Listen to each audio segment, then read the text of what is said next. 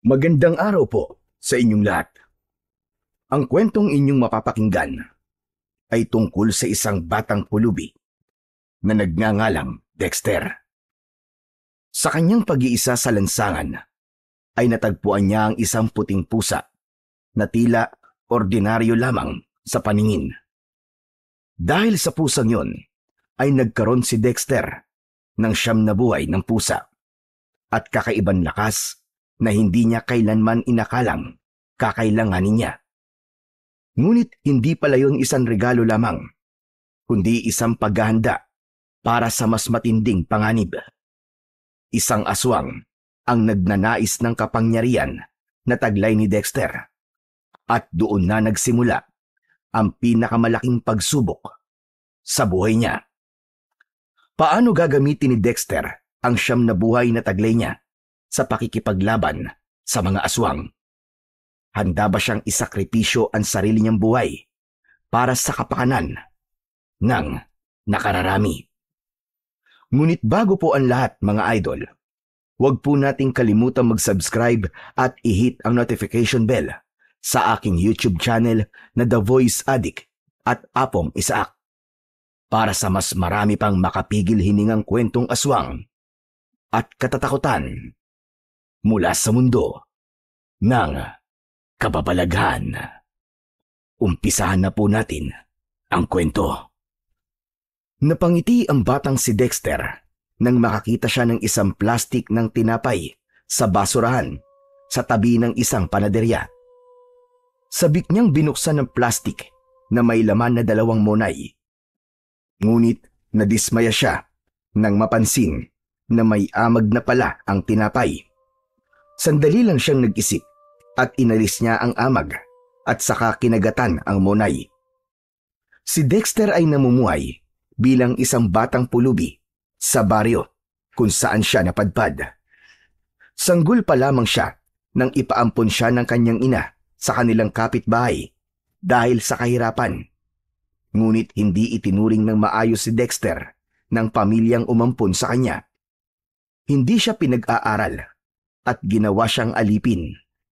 Minsan ay ginugutom pa siya at madalas ang pambubugbog na kanyang nararanasan. Kaya naman, nang tumungtong siya sa edad na 10, ay nagdesisyon siyang maglayas hanggang sa napunta na siya sa baryo kung saan siya naroon ngayon. Habang inaalis ang amag sa isa pang tinapay, ay may isang batang lalaki ang umagaw nun kay Dexter. Pagtingala niya, ay nakita niya si Umpong, ang sigang bata sa baryo na paborito siyang tuksuin at paglaruan. Ompong, ibalik mo sa akin yan. Pagkain ko yan eh. Kagabi pa ako hindi ko makain. Akin na yan, Ompong. Yung pakialam ko kung gutom ka. Para ka talagang pusa eh. Sa basurahan ka kumukuha ng pagkain eh. Bakit ba parang apektado ka sa pagkuha ko ng pagkain sa basurahan ha? Kung ayaw mo ako nakikitang nagkakalkal ng basurahan, di bigyan mo na lang ako ng makakain. Asa ka pa? Naiinis lang kasi ako sa pagbumuka mo, Dexter. Saka, ang baho-baho mo. Mabaho pala ako eh, pero lapit ka naman ng lapit sa akin. Aba, sumasagot ka pa talaga sa akin ha? Matapang ka. Alam mo kung ano dapat sa tinapay na to? Ganito. Nilaglag ni Umpong ang monay sa lupa at walang pag-aalinlangan itong tinapakan yon. Ayan, ganyan ang dapat yan. Tinatapakan. Hindi na nagsalita pa si Dexter. Wala na siyang nagawa, kundi ang pagmasdan ang paglalakad nito palayo.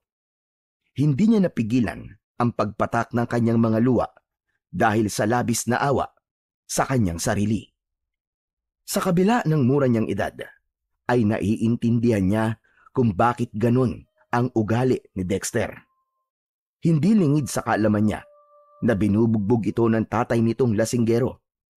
Alam ni Dexter na sa kanya ibinubunton ni Ompong ang kung anong galit na meron ito sa puso niya. Kung tutusin, halos parehas ang nangyayari kay Ompong sa pinagdaanan niya ngayon. pero mas pinipili niyang maging mabuti kesa manakit ng ibang tao. Wala na ngang nagawa si Dexter, kundi ang maglakad-lakad upang maghanap ng makakain. Sira-sira ang damit niya at ang shorts niya ay napakarumi. Madungi siya at hindi na niya alam kung kailan siya huling naligo. Sa kanyang paglalakad ay nakasalubong niya si Lolo Apeng. Ang matanda ay kilala sa baryong yon dahil ito ang nag-iisang albularyo doon. May bitbit na bayong ang matanda at mukhang nabibigatan ito. Mabait sa kanya si Lolo Apeng at ito ang madalas na nagbibigay sa kanya ng pagkain at barya. Lumapit si Dexter kay Lolo Apeng. Lolo Apeng! Lolo Apeng! Tulungan ko na po kayo sa dala nyo. Mukhang mabigat po yan eh. Nako, siyang tunay. Salamat. Kalabasa't nyug kasing laman ito eh. Magluluto ko mamaya ng ginataan. Mabuti naman at nag-alok ka ng tulong. Pakiramdam ko kasi bibigay na ang mga braso ko sa bigat ng dala kong ito. Pinagtulungan ng dalawang buhatin ang bayong habang naglalakad sila papunta sa bahay ni Lolo Apeng na nasa bukana ng gubat. Dexter, kumusta na pala ang buhay-buhay? Okay naman po. Kahit na inaway na naman po ako kanina ni Ompong. Pambihira. Ano na naman bang ginawa sa'yo ng salbahing bata na yon? Yun po. Kinuha po niya yung tinapay na nakuha ko po dun sa basurahan. Tapos, hindi pa nasiyahan. Tinapon niya tapos inapakan. Pero, ayos lang po, Lolo Apeng. Sanay naman na po ako sa kanya eh. Ay, nako. Mahirap na nasasanay ka sa pag-aabuso ng ibang tao, Dexter. Minsan, kailangan mo ring lumaban para malaman nila na hindi ka nila maaaring kayang-kaya na lamang. Lolo Apeng naman. Ano naman pong laban ko kay Ompong? Mas malaki po siya kaysa sa akin. Saka, baka pag lumaban po ako sa kanya, mas lalo pa po ako masaktan. Hayaan mo. At kapag nakita ko ang tatay ni Ompong, ay isusumbong ko ang ginagawa ni Ompong sa'yo. Dapat sa mga ganung bata ay dinidisiplina ng magulang. Naku, Lolo Apeng, wag na po. Paniguradong bubugbugin na naman po siya ng tatay niya. Kahit ganun po si Ompong, nakakaawa pa rin po siya. Pabihira. Napakabait mo talaga, bata, Dexter. Naniniwala ko na may magandang plano ang Diyos para sa'yo. Huwag kang mawalan ng pag-asa, ha? Oh, nandito na pala tayo sa bahay. Maraming salamat sa pagtulong mo sa akin sa pagbubuhat. Walang anuman po yun, maliit na bagay lang po. Sige po, Lolo Apeng. Mauna na po ako. Aba, teka lang. Ano kaya kung dito ka naman ang halian sa akin? Ako lang naman mag-isa rito eh. Parang bayad ko na sa iyo yun. Kasi tinulungan mo ko. Biglang nagliwanag ang mukha ni Dexter sa kanyang narinig. Sinundan yun ng matamis niyang ngiti habang bahagya siyang naluluwa.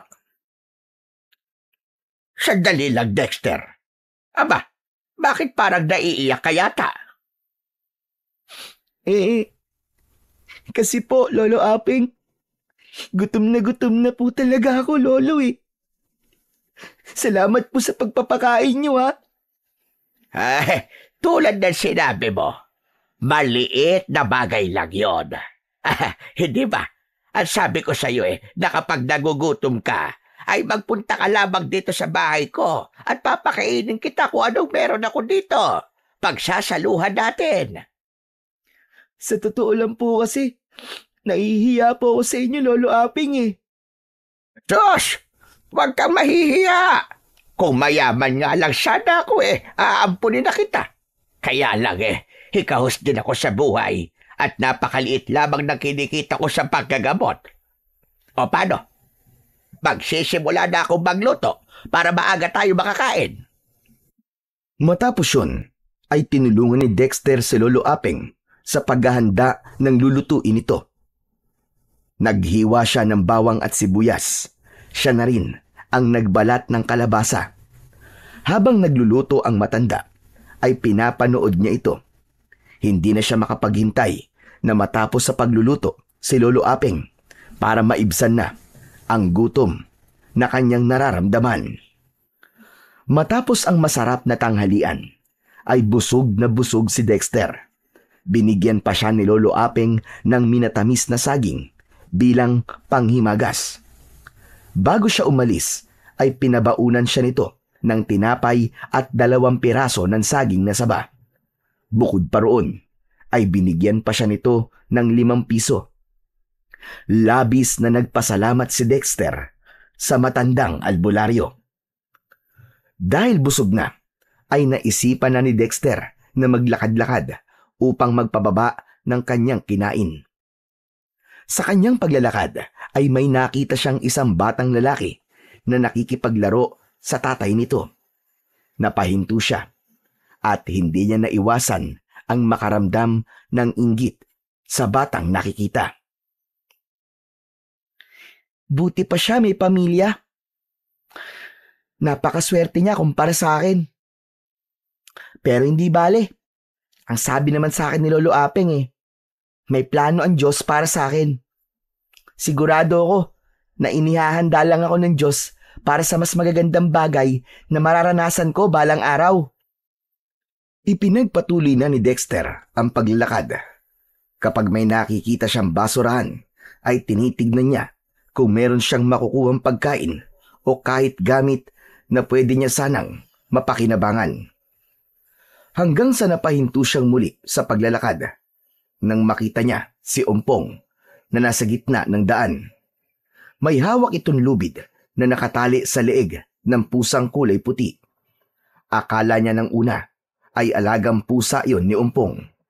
Ngunit nang marahas na hinila ni Ompong ang lubid at pinaikot nito yon sa ere kasama ang pusa, ay doon na siya nabahala. Hindi na nagdalawang isip si Dexter at lumapit na siya kay Ompong. Ompong! Ompong, ano ba yan? Tama na! Kawawa naman yung pusa, Mamamatay yan sa ginagawa mo Ibinagsak ni Ompong ang pusa sa lupa at dumaing yun. Tinignan siya ni Ompong habang nakangisi. Lumapit si Ompong kay Dexter at binatukan siya. Ano bang pakialam mo? Kung anong gawin ko sa pusang to, ha? Palaboy lang naman yan, nakagaya mo Kahit na palaboy yan, may buhay pa rin siya. Kung di mo siya kayang alagaan o bigyan ng pagkain, huwag mo na lang siyang saktan. Maawa ka naman sa kanya. Sa bagay, hindi na ako magtataka kung bakit mabait ka sa pusang yan. Kasi parehas nga pala kayong palaboy. Mga walang kwenta. Malakas siyang itinulak ni Ompong na naging dahilan para mapaupo siya sa lupa. Sinipa pa ni Ompong ang binti niya bago ito tumalikod. Bago tuluyang lumayo si Ompong, ay sinipa rin ito ang pusa at lumipad yun ng halos 2 metro. Napapailing na tumayo si Dexter at pinagpagan niya ang kanyang likuran.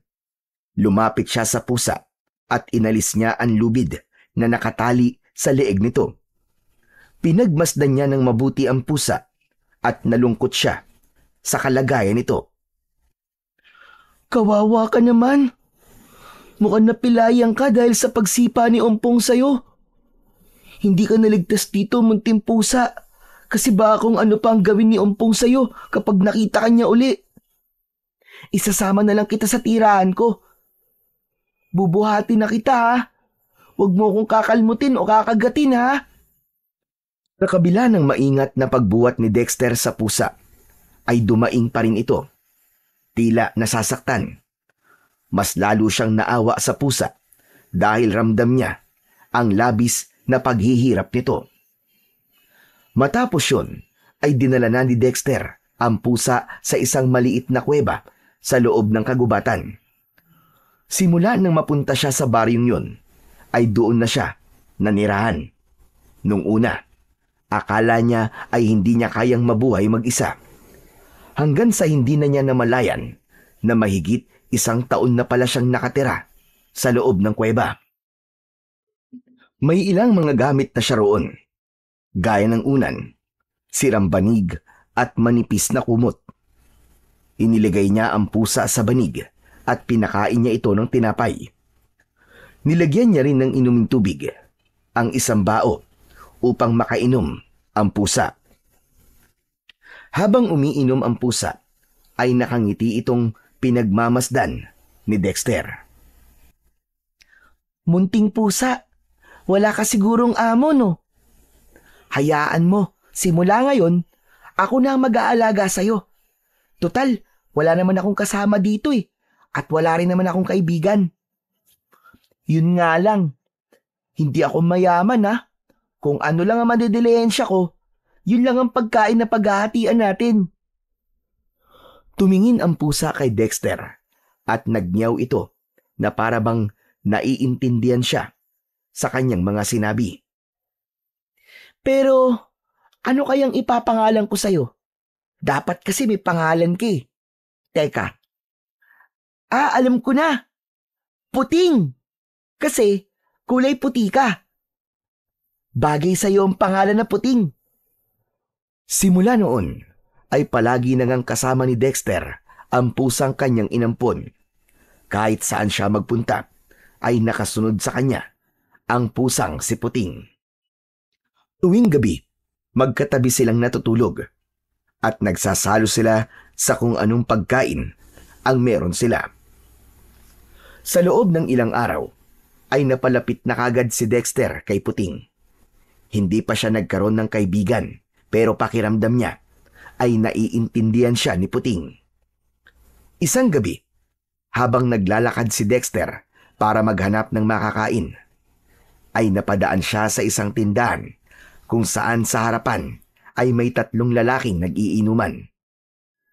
Nakasunod sa kanya si Puting. Nang nasa tapat na siya ng tindahan, ay bigla siyang tinawag ng isa sa mga nag-iinom na lalaki.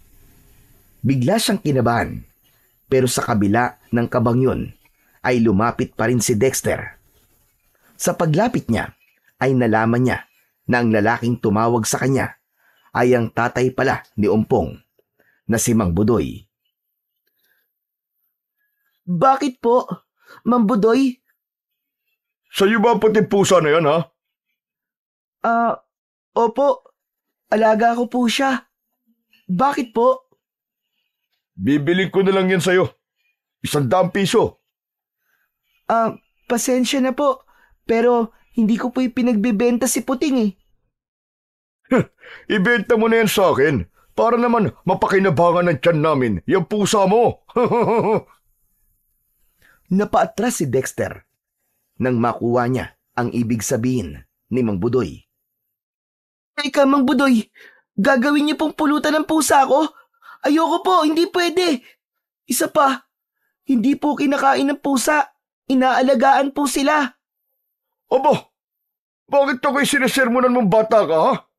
Kahit misis ko, hindi ako pinagsasalitaan ng ganyan, ha?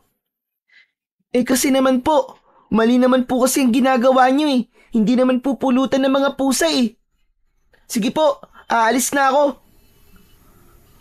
Tumalikod na si Dexter at agad na sumunod sa kanya si Puting. Ang buong akala ni Dexter ay tapos na ang engkwentro niya kay Mang Budoy. Pero narinig niya na kinantsawan ito ng mga kainuman nito. Ayon sa isa, ay hindi ito nakapalag sa isang batang kagaya niya. Tila napiko naman si Mang Budoy at sinundan nito ang batang si Dexter. Nagulat na lamang si Dexter nang may biglang tumapik sa kanyang likuran. Pagharap niya ay isang malakas na batok sa kanyang ulo ang kanyang natanggap mula kay Mang Budoy. Napasigaw siya kasabay ng pagbagsak niya sa lupa. Hindi niya nagawang makaiyak pero takot na takot siya, lalo na nang tumayo si Mang Budoy sa paanan niya. Hoy! Ikaw na batang pulubi ka, ha? Ang lakas ng loob mo, sermonan ako sa harap ng mga kainuman ko, ha? Pinahiya mo ako, ha? Gusto mo bang baliang kita ng buto, ha? Wag po, Mang Budoy. Maawa po kayo sa akin. Hindi ako naaawa sa mga kagaya mong patapon na ang buhay. Muling napasigaw si Dexter nang akma namang tatadyakan siya ni Mang Budoy.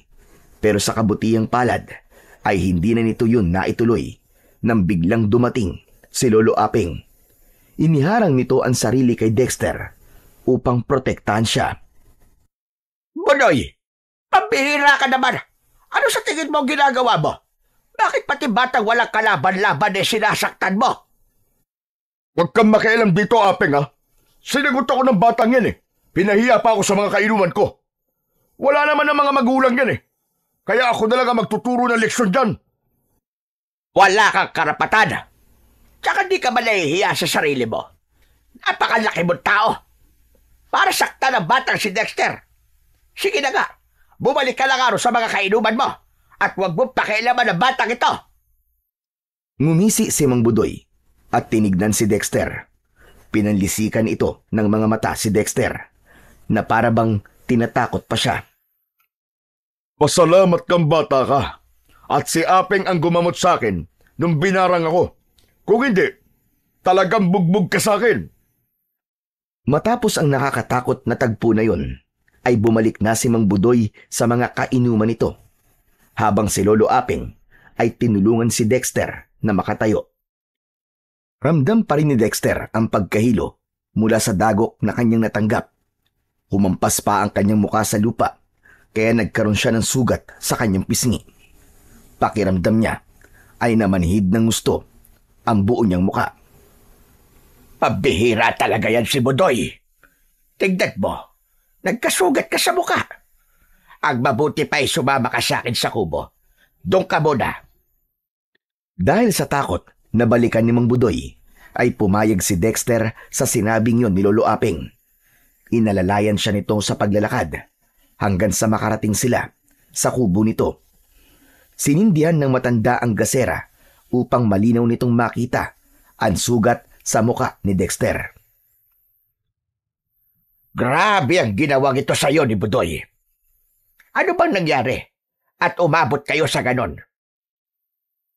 Kasi po, Lolo Aping, gusto niya po kasing bilhin yung pusa ko. Kasi gagawin daw po niyang pulutan. Hindi po ako pumayag. Sinabi ko lang po na hindi po pulutan ng mga pusa. Tapos, bigla po siyang kinantsawan ng mga kainuman niya. Yun, napikon po siya. Kaya lumapit po siya sa akin. Dinagukan po ako. Ay, nako.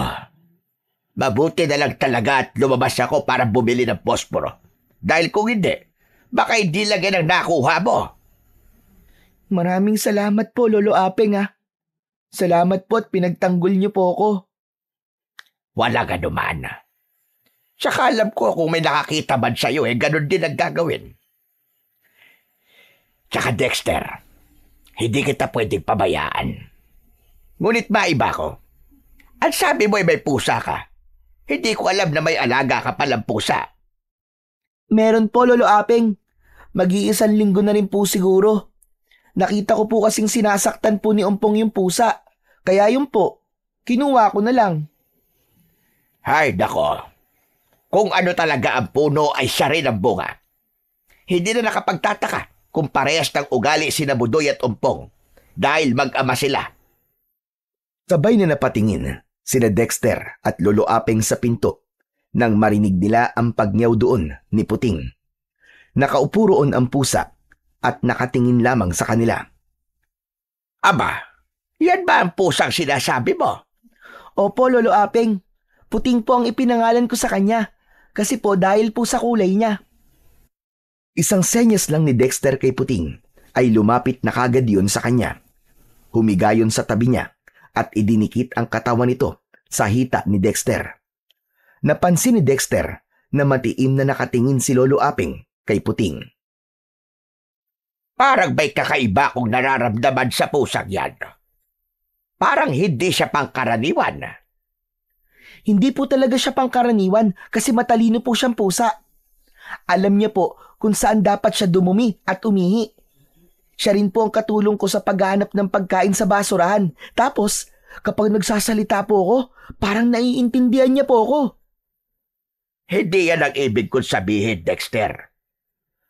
Patuloy si Lolo Aping sa pagtitig kay Puting. Hindi naman maunawaan ni Dexter kung ano ang ibig sabihin ng matandang albularyo. Maya-maya ay ipinilig ni Lolo Aping ang ulo nito. Tumayo ito mula sa pagkakaupo sa saig na kawayan at may kinuha ito sa ibabaw ng lamesa. Isa yung maliit na bote. Langis ito para mabawasan kahit papano ang sakit ng sugat mo sa muka. Huwag kang malikot at lalagyan kita nito. Tahimik lang si Dexter habang maingat na nilalagyan ni Lolo Aping ng langis ang sugat sa mukha niya. Habang ginagawa yun ng matanda, ay muli itong nagsalita. Dexter, dahil sa nangyari kanina, ay naisip ko na hindi talaga ligtas ang isang batang kagaya mo na nabubuhay ng mag-isa at walang mas nakatatandang gumagabay. Kaya ako na magdidesisyon sa'yo. Dito ka na maninirahan sa kubo ko. Kasama ko. Ha? Ano po, Lolo Aping? Ayoko po, Lolo. Mas gusto ko pong mabuhay ng mag-isa. Kahit mahirap kasi ayokong masanay po na umasa po sa ibang tao eh. Pasensya na po kayo. Tsaka alam ko rin po na kung makakaya ko pong mabuhay ng mag-isa, ay makakaya ko po kahit na anong pagsubok at problema ang pagdaanan ko. Isa yan sa dahilan kung bakit tumahanga ako sa iyo, bata ka. Matapang ka. Pero baligtarin man natin ang mundo. Bata ka pa rin, Dexter. At alam ko, kaya ka nasa labas ng ganitong oras ay dahil naghahanap ka ng makakain. Kung dito ka titira sa akin, ay hindi mo na yun gagawin. Kakain ka sa tamang oras at hindi ka nakakabahan habang natutulog ka sa gabi. Natatakot ako para sa iyo, Dexter. Lalo na nang makita ko kung paano kang saktan ni Budoy. Kaya makikiusap na ako sa iyo na dito ka na manirahan kasama ko. Sandaling natahimik si Dexter. Pinag-isipan niya ang mga sinabi ni Lolo Aping. Binalikan niya ang nangyaring pananakit ni Mang Budoy sa kanya at naisip niya ang posibilidad na maulit yun. Lolo Aping, kung papayag po ba ako na dito na tumira sa bahay nyo, ay pwede kong isama si Puting? Abay, oo naman. Walang problema sa akin yun. Kahit 100 pusa pa ang isama mo dito sa bahay ko, bukas ang pinto ng bahay ko sa iyo at sa mga hayop na walang tirahan. Ayos. Sige po. Pumapayag na po ako sa gusto nyo, Lolo Aping. Maraming salamat po sa pagiging mabait nyo po sa akin. Kahit hindi nyo naman po ako kaano-ano. Hindi kailangan maging magkadugo ang dalawang tao para magpakita ng kabutihan sa isa't isa. Hala, sige na. Matulog na tayo. Bukas ng umaga ay tutulungan kitang kunin ang mga gamit mo doon sa kuweba kung saan ka nakatira dati. Matamis na ngumiti si Dexter sa harap ni Lolo Aping. Ang totoo, ilang beses na siyang inalok ni Lolo Aping na doon na tumira sa kubo nito, pero palagi niya yung tinatanggihan dahil gusto niyang masanay na mabuhay nang walang inaasahan. Pero sa pagkakataong yun ay iba na ang sitwasyon. May nanakit na sa kanya ng pisikal at napagtanto niya na kailangan niya ng isang taong magbibigay sa kanya ng proteksyon. At yun ay walang iba, kundi si Lolo Aping. Kinabukasan ng umaga, matapos ang almusal, ay nagtungo na sina Dexter at Lolo Aping sa kuweba kung saan dating nakatira si Dexter. Pagdating nila ron, ay napansin ni Dexter ang awa sa muka ni Lolo Aping habang tinitignan ng mabuti ang loob ng kuweba. Ngayon lang ako nakapunta rito at hindi ko akalain na ganito ang lugar na ilang taon mo nang tinitirhan. Paano kang nabuhay dito, Dexter?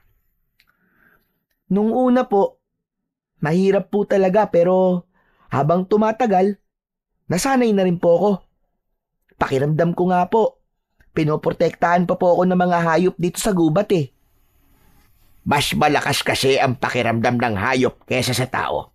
Sigurado ko na nararamdaman nila na mabuti kang bata.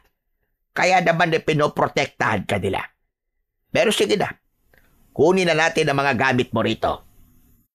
Kinuha ni Dexter ang sako na nasa isang sulok. Isinilid niya roon ang banig, kumot, unan at ilang piraso ng sira-sira at maruruming damit. Matapos yun, ay lumabas na sila ng kuweba at naglakad palayo. Matapos ang ilang hakbang, ay huminto sandali si Dexter. Nilingon niya ang kuweba na naging tahanan niya ng ilang taon at isang mapait na ngiti ang sumilay sa kanyang labi. Masakit man, nalilisanin niya na ang lugar na yon.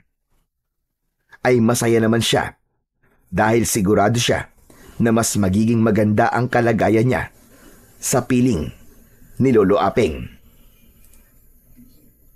Pagbalik nila sa bahay ni Lolo Aping, ay tinignan nito ang mga damit na dala ni Dexter. Napailing ang matanda, sabay tingin kay Dexter. Mukhang wala nang mapapakinabangan sa mga damit na ito. Pero huwag kang mag-alala. Kasi may mga naiwan naman na damit dito ang apo ko na ngayon ay nakatira na sa syudad. Sa tingin ko, kasya sa'yo ang mga yon. Maraming salamat po, Lolo Aping.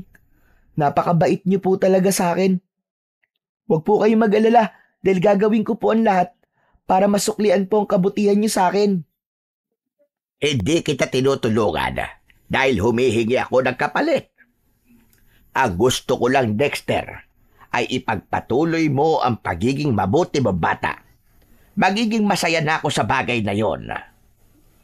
Hinaplos ni Dexter ang ulo ni Puting na nasa tabi niya. Napangiti siya sapagkat alam niya na simula sa araw na yon ay magbabago na ang buhay niya.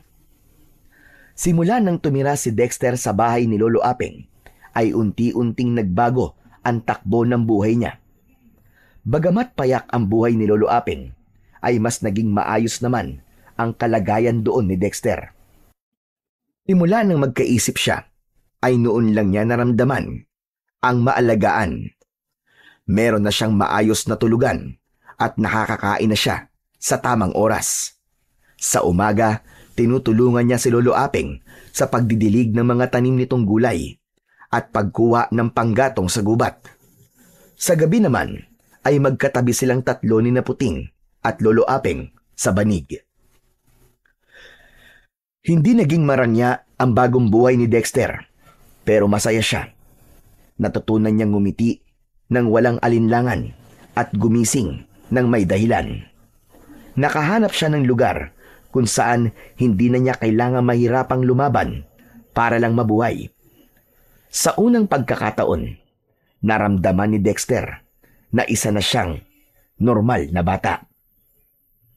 Ngunit ang masaya at tahimik na buhay ni Dexter ay nagbago isang gabi. Habang abala si Dexter sa paghuhugas ng kanilang pinagkainan sa likod ng kubo, ay sandali siyang napahinto nang may naramdaman siyang kakaiba sa kanyang paligid. Pakiramdam niya ay may mga matang nakatingin sa kanya habang tumataas ang mga balahibo niya sa kanyang braso. Si Puting na nasa paanan niya ay biglang tumayo at naglakad papunta sa masukal na bahagi ng likuran ng kubo ni Lolo Aping. Hoy, Puting! Saan pupunta? Puting! Huwag kang pumunta dyan! Baka may ahas dyan! Sige ka! Hindi na hinugasan ni Dexter ang kanyang mga kamay at sinundan niya ang pusa. Ngunit pagpasok niya sa kasukalan ay nagulat siya nang makita si Puting na nasa harapan ng isang nakakatakot na nilalang na noon lang niya nakita. May malahalimaw na itsura ang nilalang na yun. Matangkad yun at malaki ang katawan. Ang buong katawan nito ay nababalutan ng itim at matigas na balahibo, habang ang mga mata nito ay pulang-pula at mistulang nagbabagang bola. Meron itong matutulis na mga ngipin at mga kuko na sa unang tingin pa lang ay alam na kagad ni Dexter na kayang pumunit ng laman ng tao. Si Puting ay umaangil na parang galit na galit habang nakaharap sa naturang nilalang. Sa wakas, Natagpuan na kita, Pelina. Ngayon, ibigay mo sa akin ang siyang buhay. Alam kong huling buhay mo na yan, kaya maaari mo nang ipasa sa akin ang iyong kapangyarihan. Mas lalong nagimbal si Dexter nang biglang nagliwanag si Puting. Nang mawala ang liwanag ay hindi na ito isang pusa, kundi isang napakagandang babae na may puting kasuotan na kumikislap. May hawak itong matalim at malaking espada na kulay ginto. Walang paligoy-ligoy na sumugod ang magandang babae sa nakakatakot na nilalang. Mabilis ang galaw nito at tinamaan ng nilalang sa balikat at binti gamit ang espada. Hindi naman nagpatalo ang nakakatakot na nilalang. Gumanti ito ng suntok at kalmot sa babae. Ilang beses na umiwas ang babae at kitang-kita ni Dexter ang husay na ipinakita ng babae pagdating sa pakikipaglaban. Ngunit sa hindi inaasahang pangyayari ay nakalmot ng nakakatakot na nilalang ang babae sa tiyan. Kasunod noon ay ibinaon pa nito ang matutulis nitong mga kuko sa dibdib ng magandang babae. Sa kabila ng panghihina ay hindi sumuko ang magandang babae at itinarak nito ang espada sa dibdib ng kalaban. Malakas na sumigaw ang nakakatakot na nilalang at bahagyang lumayo. Hindi pa ako tapos sa iyo, Pelina. Babalikan kita. Papatayin kita at kukunin ko sa iyo ang iyong siyang na buhay. Sa isang iglap ay nawala ang nakakatakot na nilalang.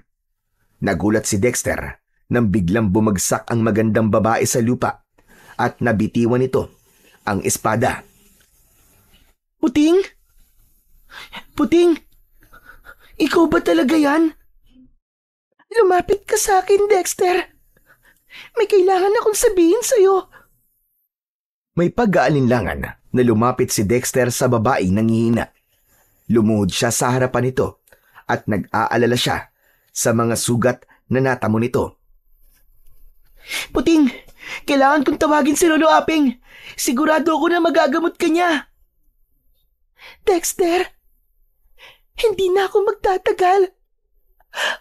Kailangan kong ipaliwanag sa'yo ang lahat bago ko bawian ng buhay. Si Balkan, ang aswang na nakalaban ko kanina, ay matagal na akong hinahanap dahil taglay ko ang kapangyarihan ng siyam na buhay ng pusa. Isa akong diwata, Dexter. At kapag naubos na ang aking buhay, ay kailangan kong ipasa ang kapangyarihan yon. Ito na ang uling buhay ko at hindi ako papayag na mapunta ito sa kagaya ni Balkan. Kaya Dexter, sa'yo ko ipagkakatiwala ang kapangyarihan ko na ito. Pangalagaan mo ito at protektahan. Teka Puting, hindi ko naiintindihan ang mga sinasabi mo. Puting! Wala nang nakuwang sagot si Dexter. Nagliwanag ang magandang babae at bumalik ito sa pagiging puting pusa. Maging ang espada nito ay naglaho na rin.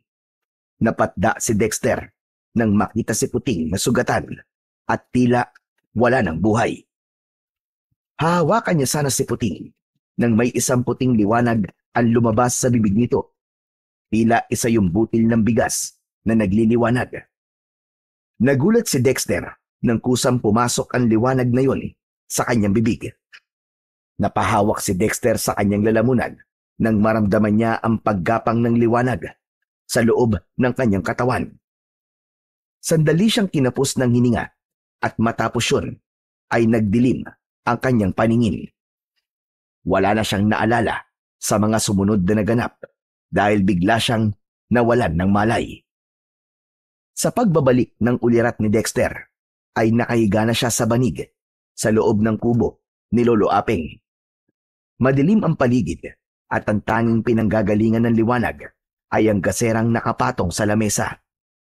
Kinabahan siya nang hindi niya nakita si Lolo Aping.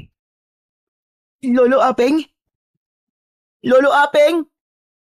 Nasaan po kayo?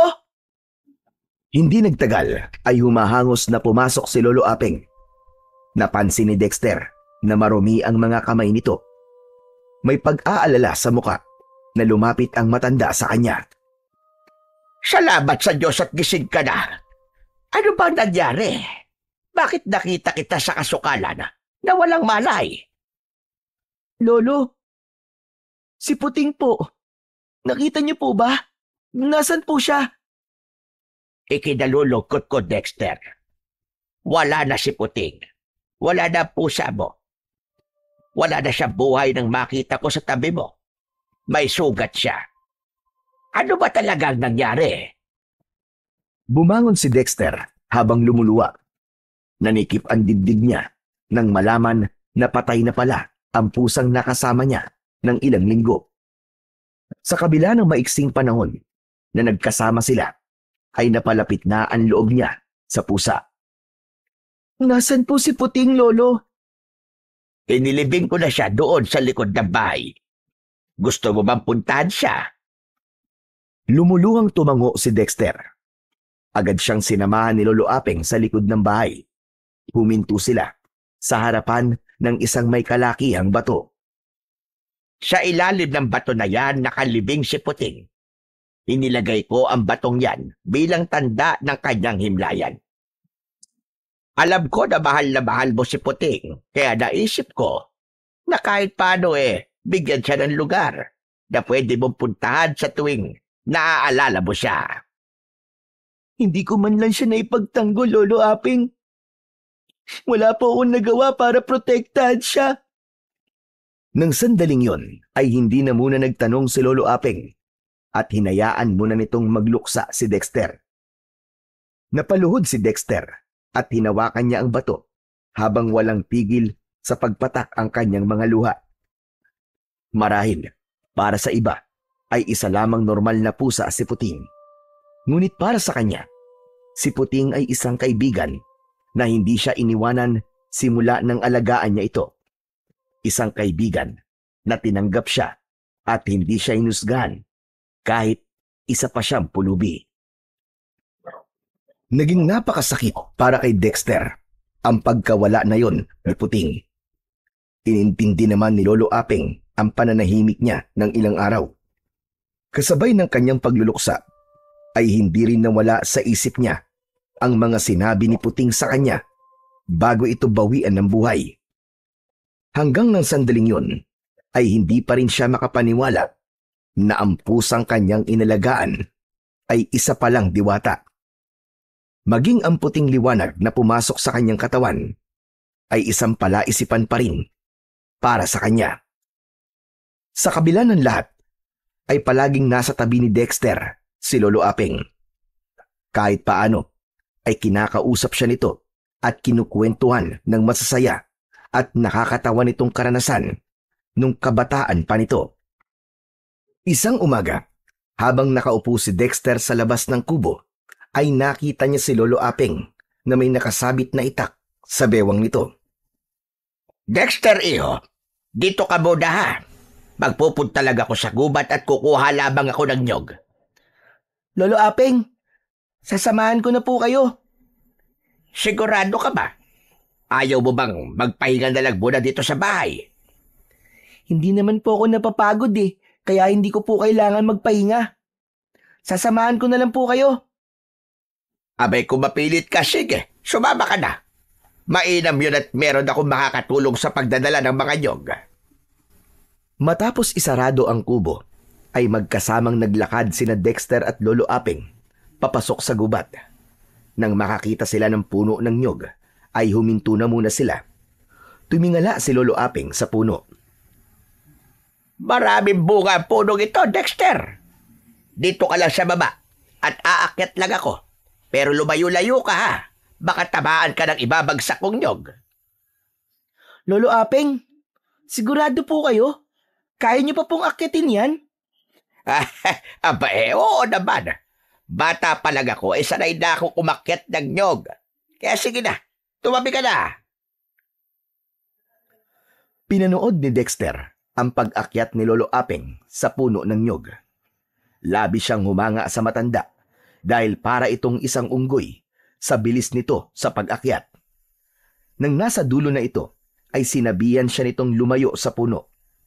Agad namang lumayo si Dexter at maya-maya pa ay sunod-sunod na ang mga nyog na bumagsak. Nang makita ni Dexter na pababa na si Lolo Aping, ay lumapit na siya sa puno ng nyog upang pulutin ang mga nyog hanggang sa may naramdaman siyang kakaiba.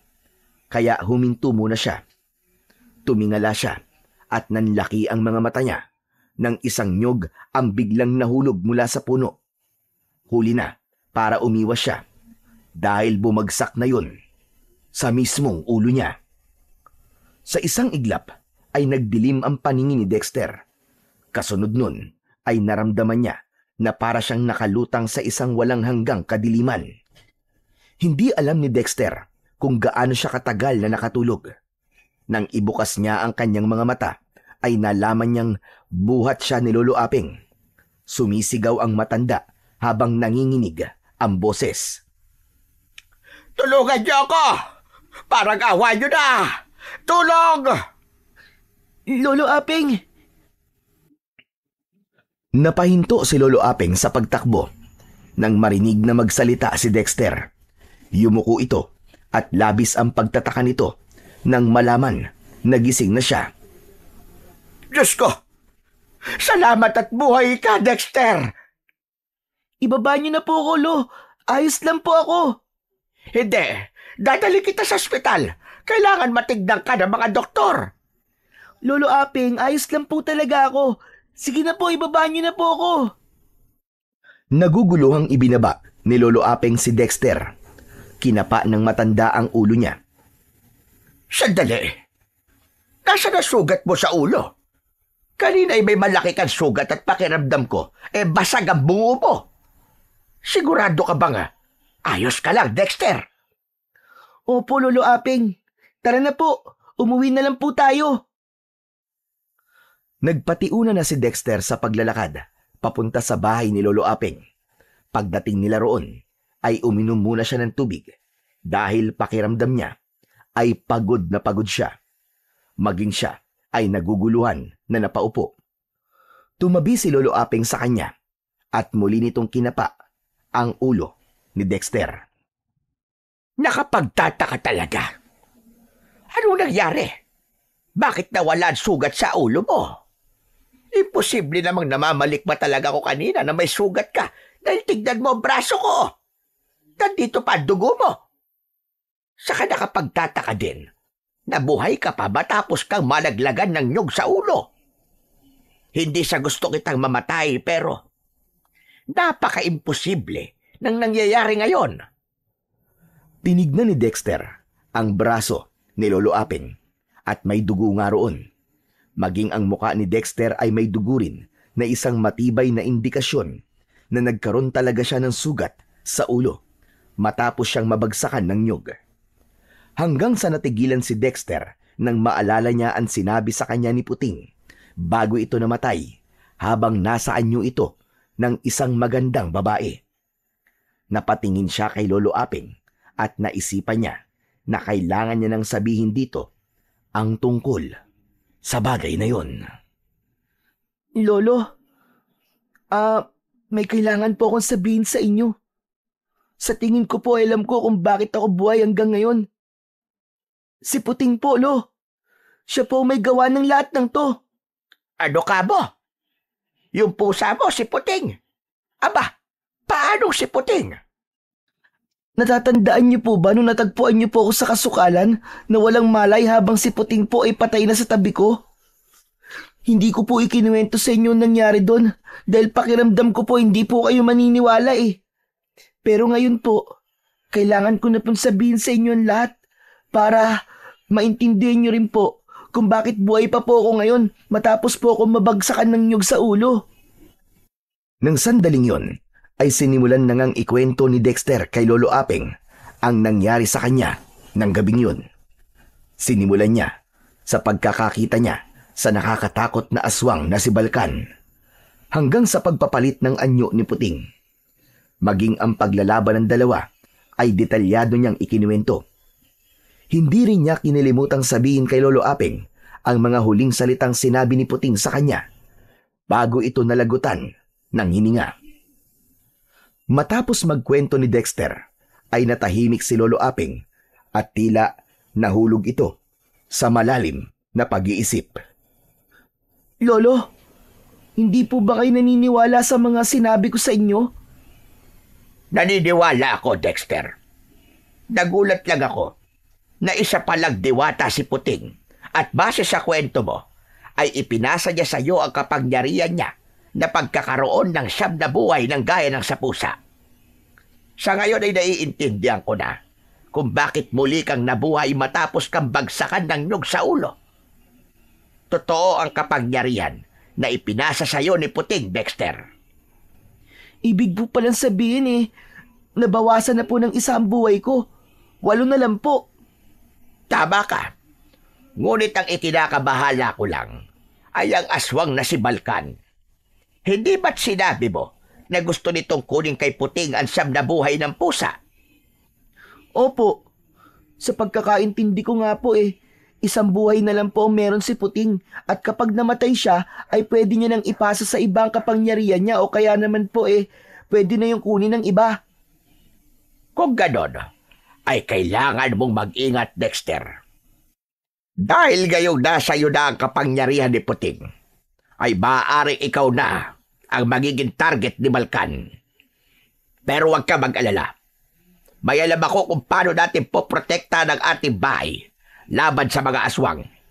Sisiguraduhin kong habang nandito ka sa aking kubo, ay ligtas ka, iho. Sa sinabing yun ni Lolo Aping ay napagtanto ni Dexter ang panganib na nakaamba sa kanya dahil sa kapangyarihan na ibinigay sa kanya ni Puting. Ngunit kahit sinabi ni Lolo Aping na poprotektahan siya nito, ay hindi niya pa rin naiwasang matakot dahil kung sakali ay isang aswang ang kailangan nilang harapin at kalabanin. Sa mga lumipas na araw, ay patuloy na iniisip ni Dexter ang dahilan kung bakit nangyayari ang lahat ng yun sa kanya. Isang hapon, habang nakaupo si Dexter sa labas ng kubo, ay nakita niya si Lolo Aping na lumabas na may dalang bao na may laman na pulbos na kulay abo. Naglakad ang matanda paikot sa kubo habang ikinakalat nito ang pulbos sa paligid ng kubo hanggang sa makabuo ito ng isang hugis bilog na nakaikot sa kubo nito. Tahimik si Dexter habang pinagmamasdan ang ginagawa ng matanda. Hindi niya maintindihan kung para saan yun, pero ramdam niyang mahalaga ang ginagawa nito. Nang matapos si Lolo Aping, ay lumapit ito sa kinauupuan ni Dexter. Naupo ito sa kanyang tabi at tumingin ito sa malayo. Lolo, ano pong ginagawa niyo? Proteksyon, Dexter. Nilagyan ko ng proteksyon ng paligid ng ating kubo. Walang kahit na sinong aswang ang makakalagpas sa bilog na nakaikot sa kubong ito.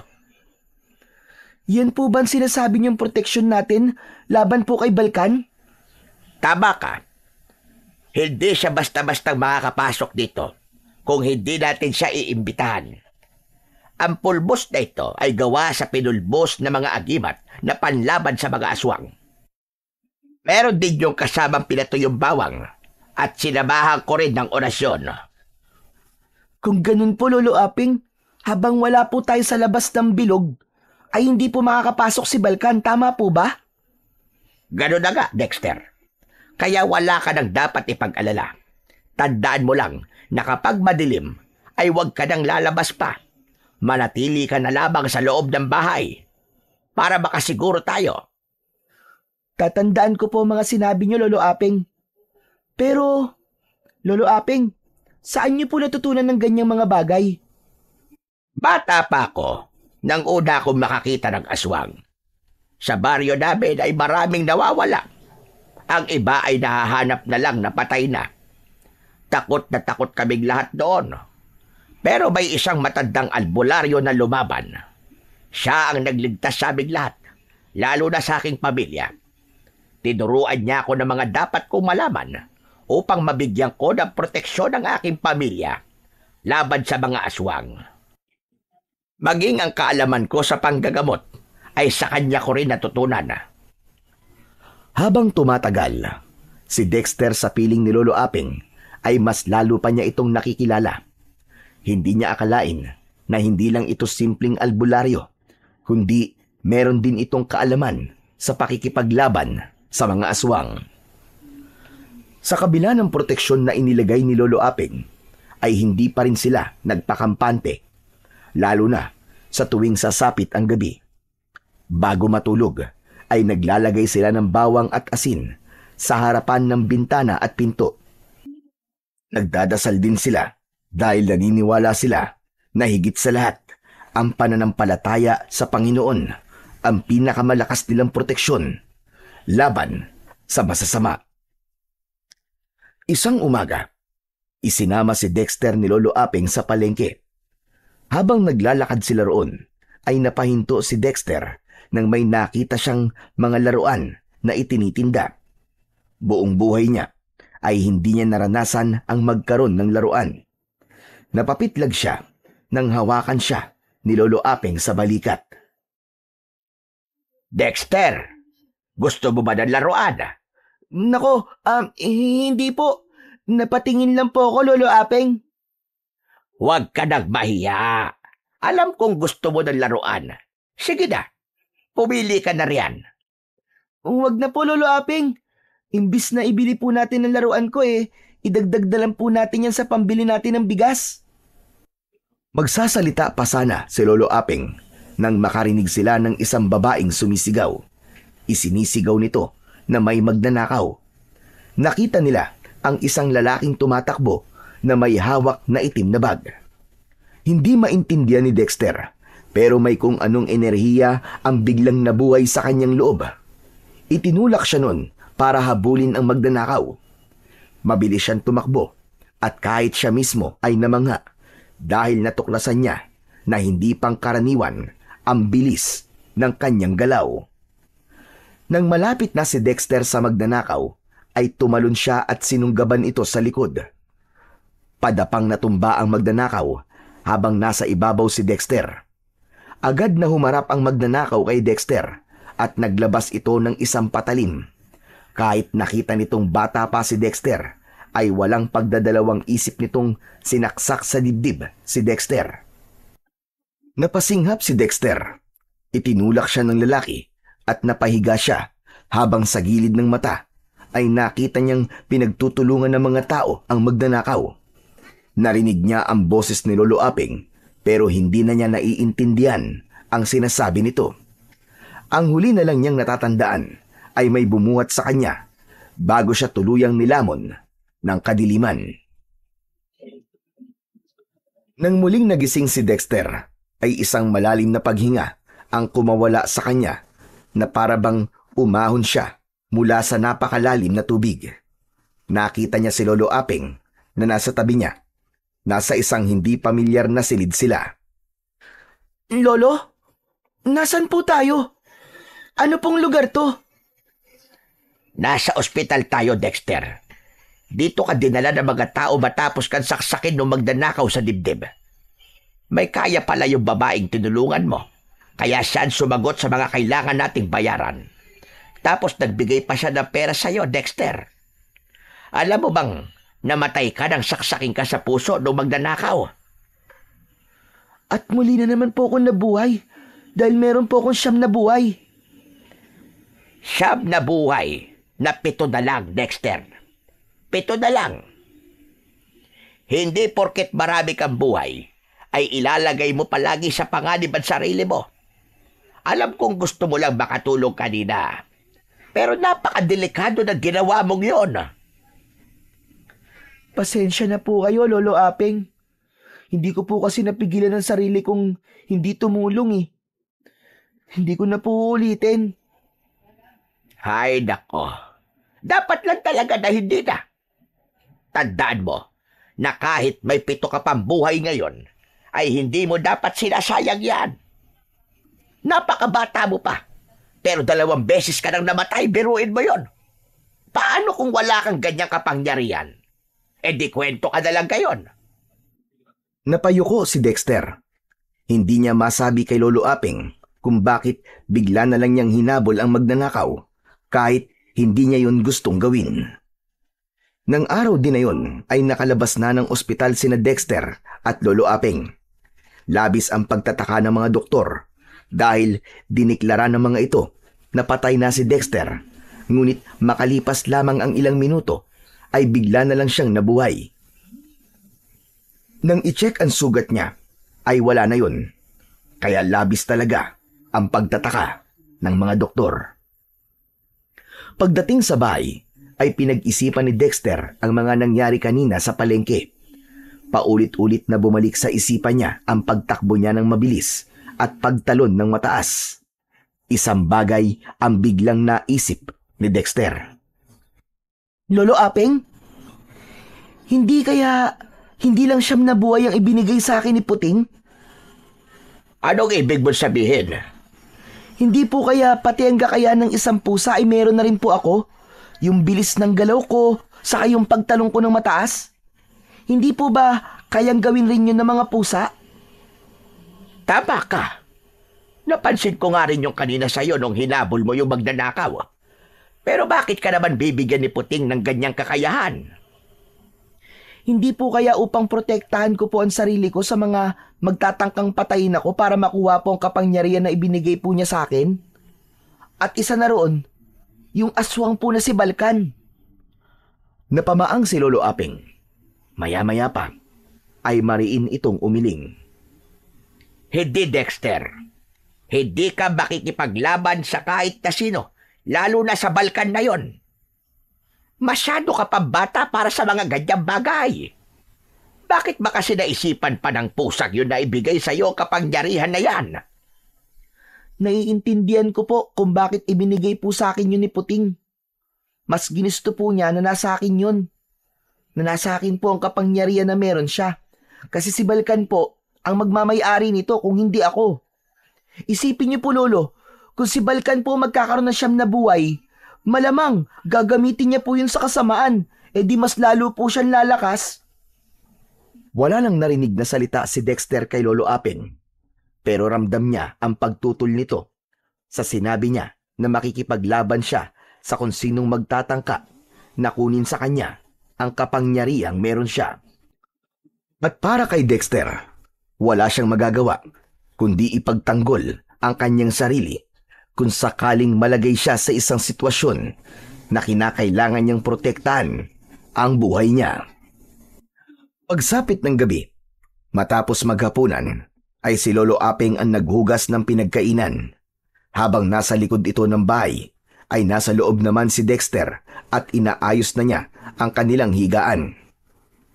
Nang matapos na siya sa ginagawa, ay naisipan niyang tulungan si Lolo Aping. Lalabas na sana si Dexter, ngunit natigilan siya sa may pintuan nang may nakita siyang lalaking nakatayo sa loob ng bakuran. Matangkad ang lalaki at may malaking katawan. Nakasuot yon ng maong na jacket at itim na pantalon. Bahagyang nakayuko ang lalaki, kaya hindi niya nakikita ng buo ang mukha nito. Magandang gabi po. Sino po kayo? Kung magpapagamot po kayo kay Lolo Aping, bukas na lang po ng umaga kayo bumalik. Oras na po kasi ng pahinga niya. Pasensya na po. Marahang umangat ang mukha ng lalaki. Nang tuluyang nakita ni Dexter ang kabuuan ng mukha ng lalaki, ay bigla siyang nakaramdam ng kaba. Tila nakita na niya ang lalaki, kaya lamang ay hindi niya matandaan kung kailan at saan. Kumusta ka na, Dexter? Kumusta na ang buhay mo? Simula nang mapasayo ang kapangyarihan ni Filena. Naku po! Balkan! Tama ka. Ako nga ito. Alam ko na una mo kong nakita habang nasa anyong aswang ako. Kaya naman nakakagulat na nakilala mo ako ngayon. Pero huwag kang mag-alala. Wala ako rito para manggulo o saktan ka. Umalis ka na rito! Hindi ko ibibigay sa iyo ang kapangyarihan na ibinigay sa akin ni Puting! Puting pala ang ipinangalan mo kay Felina habang nasa anyong pusa siya. Nandito ko para makipag-usap sa'yo ng maayos. Bakit hindi mo ako imbitang papasukin sa inyong kubo? Hindi mo ako malilinlang. Alam kong hindi ka makapasok sa proteksyon na ginawa ni Lolo Apeng. Maliban na lamang kung kami mismo magpapapasok sa'yo. Dahil narinig ni Lolo Apeng ang pagsigaw ni Dexter, ay humahangos itong nagpunta sa unahan ng kubo. Tumayo ito sa tabi ni Dexter at agad niyang ipinaalam sa matanda na si Balkan ang lalaking nasa kanilang harapan. Nagmamadaling kinuha ni Lolo Apeng ang itak at bumalik sa tabi ni Dexter. Umalis ka ng aswang ka! Umalis ka sa bakurang ko! Hindi ako natatakot sa'yo! Tanda, wala ko rito para manggulo. Ang gusto ko lang ay kunin sa apo mo ang kapangyarihan na dapat ay sa akin. Walang sa'yo, Balkan! Akin lang ang kapangyarihan ko! Ipinagkatiwala sa akin ni Puting to dahil alam niyang gagamitin ko to sa kabutihan. At alam ko rin na kailangan mong ubusin ang 7 buhay para makuha mo to. Kaya hindi ako naniniwala sa mga sinasabi mo na wala kang planong saktan ako. Ngumisi si Balkan, sabay tawa ng malakas. Nahuli mo ko, bata. Mali na minaliit kita dahil matalino ka pala. Pero ito ang tatandaan mo. Mag-iingat ka. Dahil sa oras na isa na lang ang buhay na meron ka, sisiguraduhin ko na ako mismo ang papatay sa'yo para makuha ko kapangyarihan na dapat ay sa akin. Hindi pa ito ang huli nating pagkikita. Umalis ka na rito! Ang dami mo pa sinasabing aswang ka! Napakadaldal mo! Tumalim ang mga mata ni Balkan. Ilang segundo muna nitong tinignan si Dexter bago ito tumalikod at naglakad papalayo. Hindi umalis sina Dexter sa kanilang kinatatayuan hanggang sa nawala na si Balkan sa kanilang paningin. Pumasok na sila sa kubo at isinarado ni Lolo Apeng ang pinto. Mabuti na lang at nilagyan ko ng proteksyon ng paligid ng ating kubo. Dahil kung hindi, aba, nakalapit na rito si Balkan. Kaya nga po malaking tulong po talaga ang proteksyon na nilagay niyo, Lolo. At totoo po kasi, kanina nagtatapang-tapangan lang po ako sa harap niya kahit natatakot na po ako kanina. Tama ang ginawa mo, Dexter.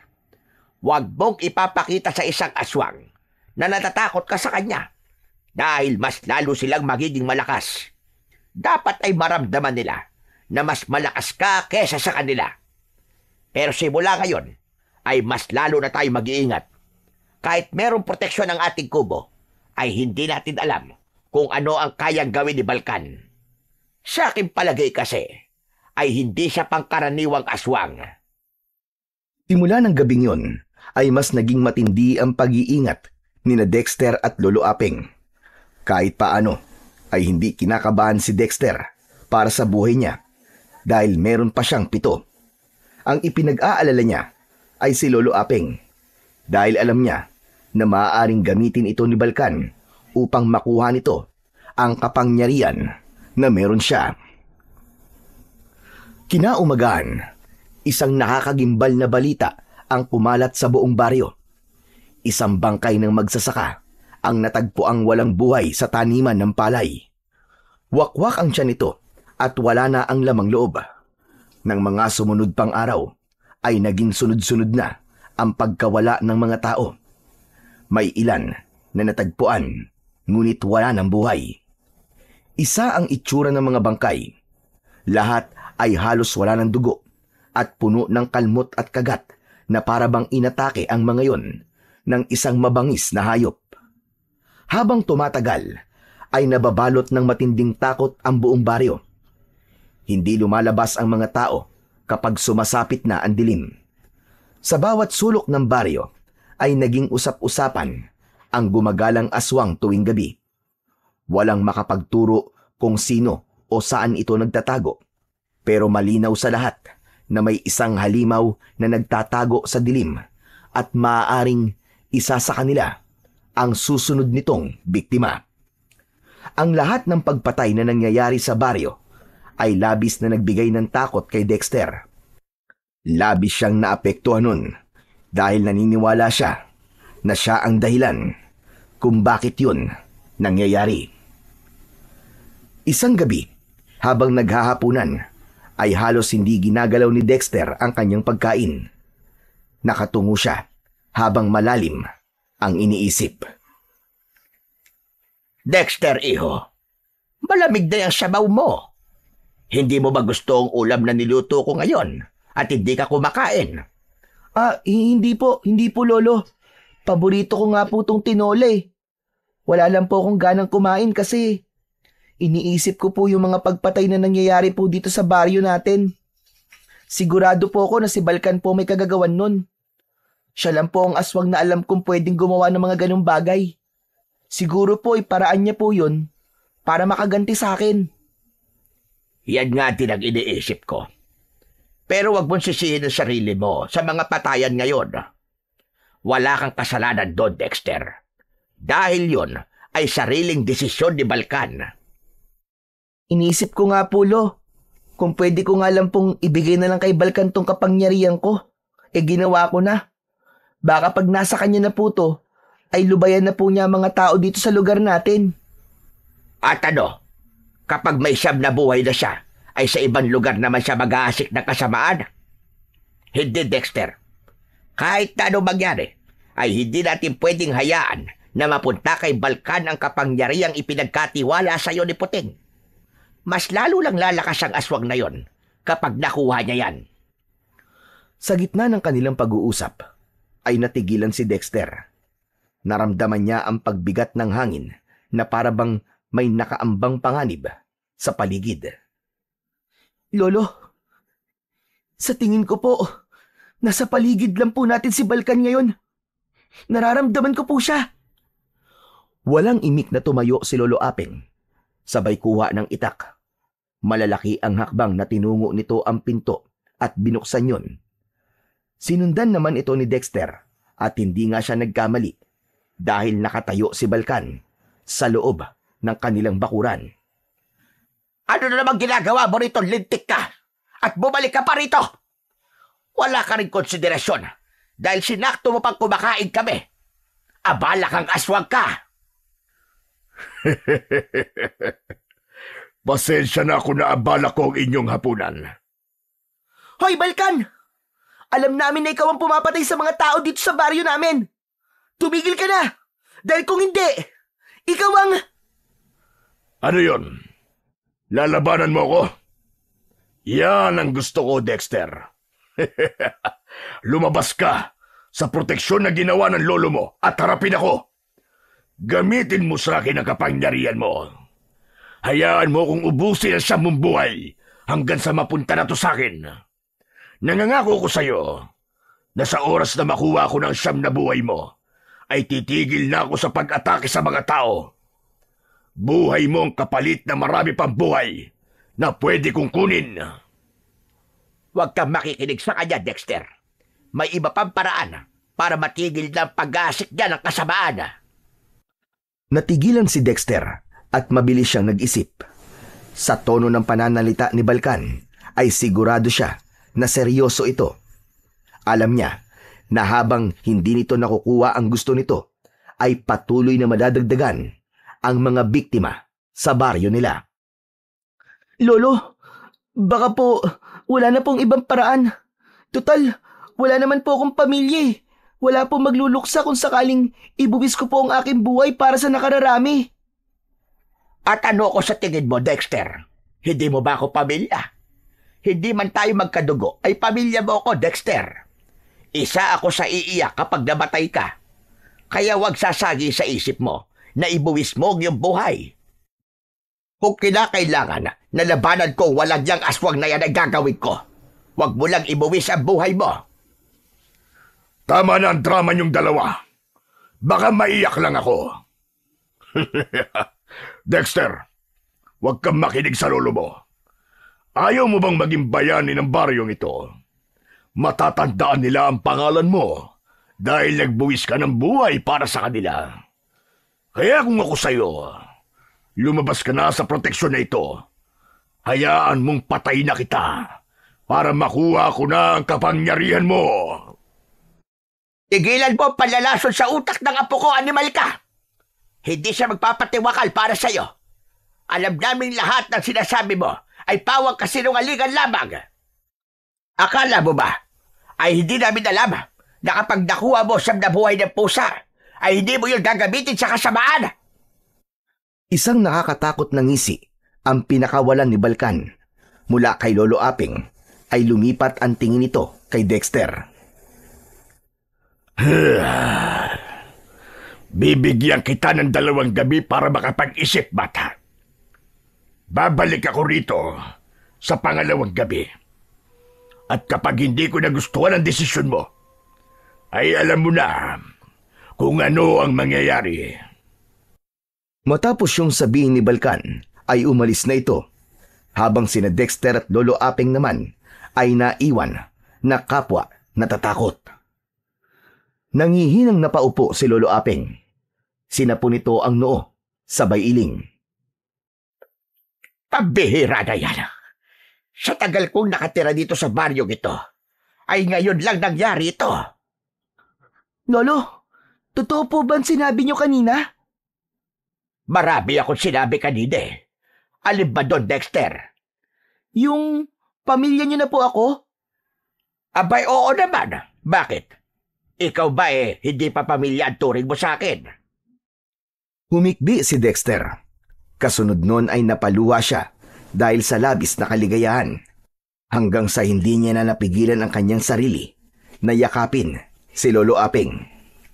Inilabas niya ang kanyang luwa habang yakap ang matanda.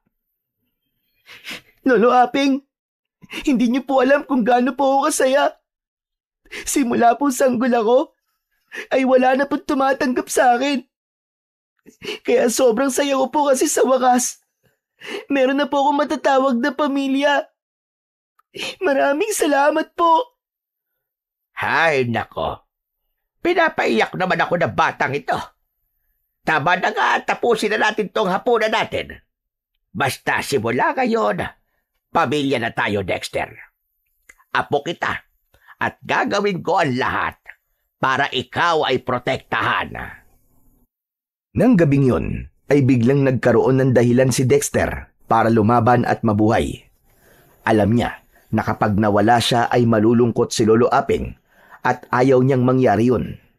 Kaya nangako siya sa kanyang sarili na kahit na anong mangyari, ay hindi niya ibibigay kay Balkan ang gusto nito. Hindi rin niya bibiguin si Puting sa tiwalang ibinigay nito sa kanya. Sa gitna ng takot na bumalot sa buong baryo, ay naging abala sina Dexter at Lolo Aping sa paghahanda.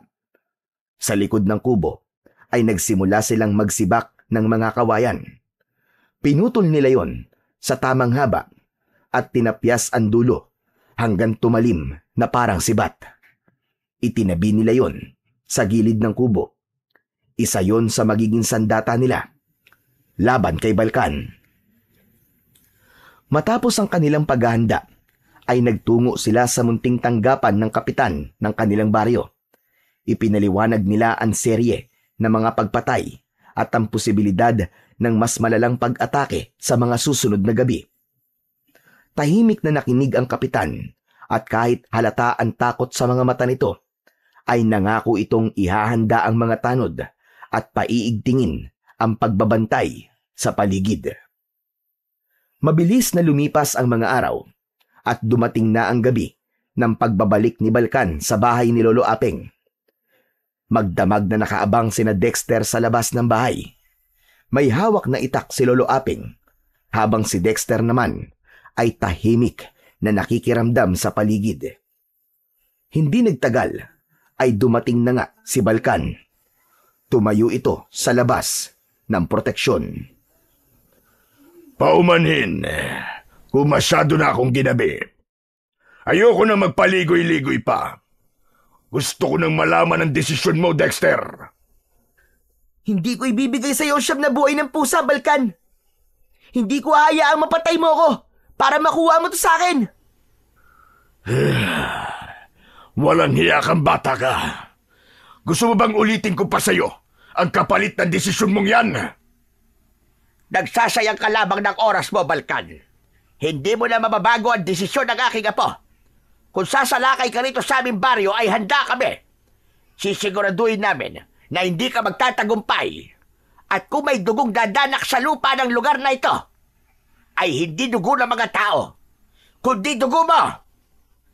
Pagsisisihan niyo ito. At ikaw, Dexter, uunahin kong patayin ang lolo mo at gagawin ko yun sa mismong harapan mo upang mas lalo kang magsisi sa desisyon mong yan. Galit na umalis si Balkan. Mas lalong natakot si Dexter sa huli nitong sinabi.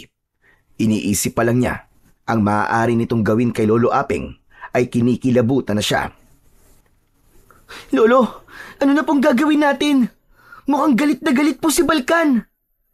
Inaasahan ko na magagalit siya. Pero huwag ka mag-alala. Dahil hindi lang ako ang haharap sa kanya. Kasama ko sina Kapitan at ang mga tanod. Tutulong din sila. Ako din po, Lolo Apeng. Tutulong din po ako para labanan si Balkan. Pwede ko pong gamitin ang kapangyarihan na ibinigay po sa akin ni Puting. Napag-usapan na natin yan, hindi ba? At hindi ka makikipaglaban sa aswang na yon. Bata ka pa. Hindi porket may 7 buhay ka pa, ay lalakas na ang loob mong humarap sa aswang. Hayaan mo na kaming matatanda ang pumatay kay Balkan.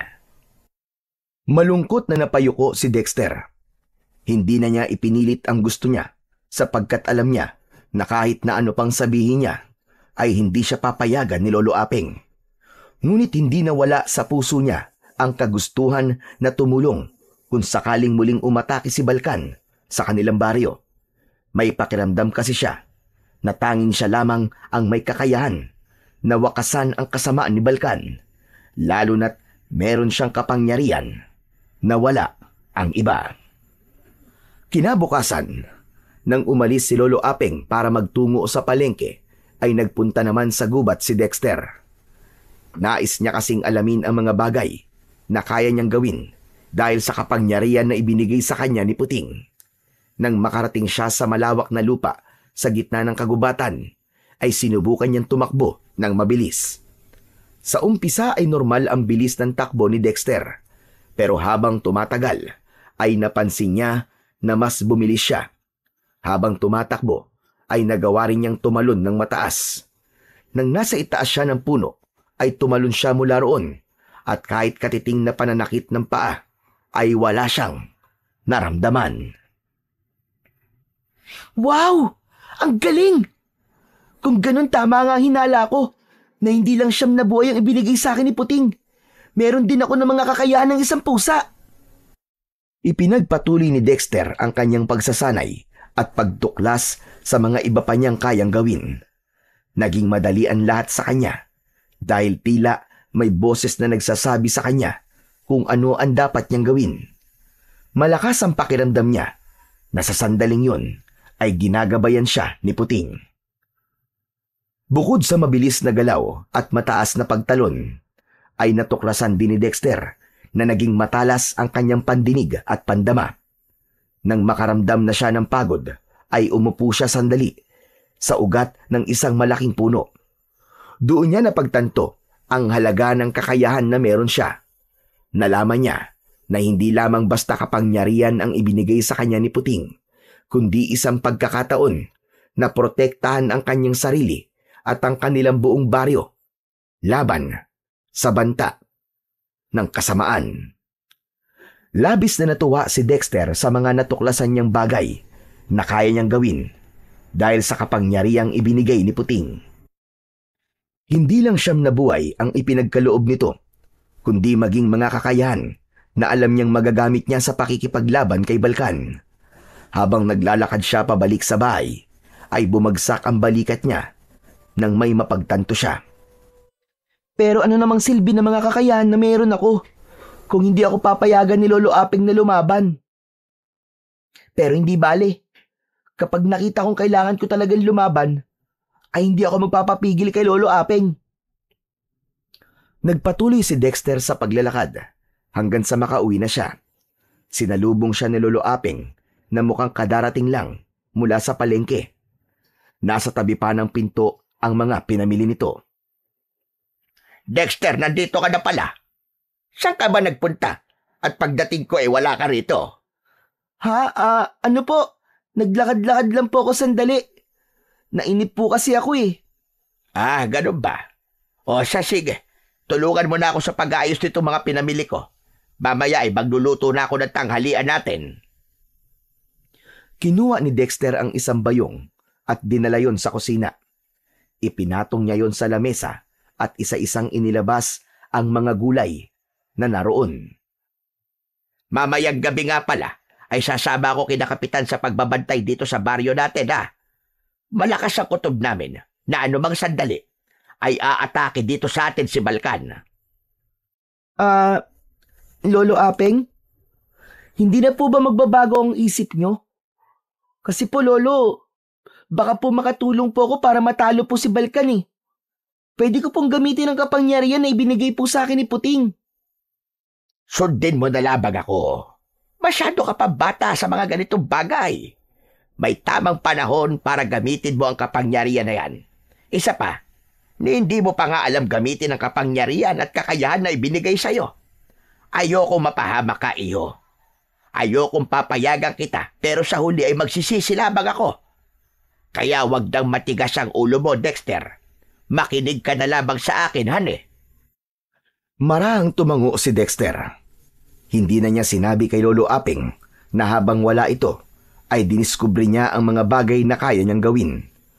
At sa kabila ng pagtutol ni Lolo Aping, ay nanatiling buo ang loob ni Dexter na tumulong sa pakikipaglaban kay Balkan kung kinakailangan. Simula noon, tuwing gabi ay palaging lumalabas si Lolo Aping upang tumulong sa pagroronda. Lingid naman sa kaalaman ng matanda, ay lihim na sinusundan ito ni Dexter.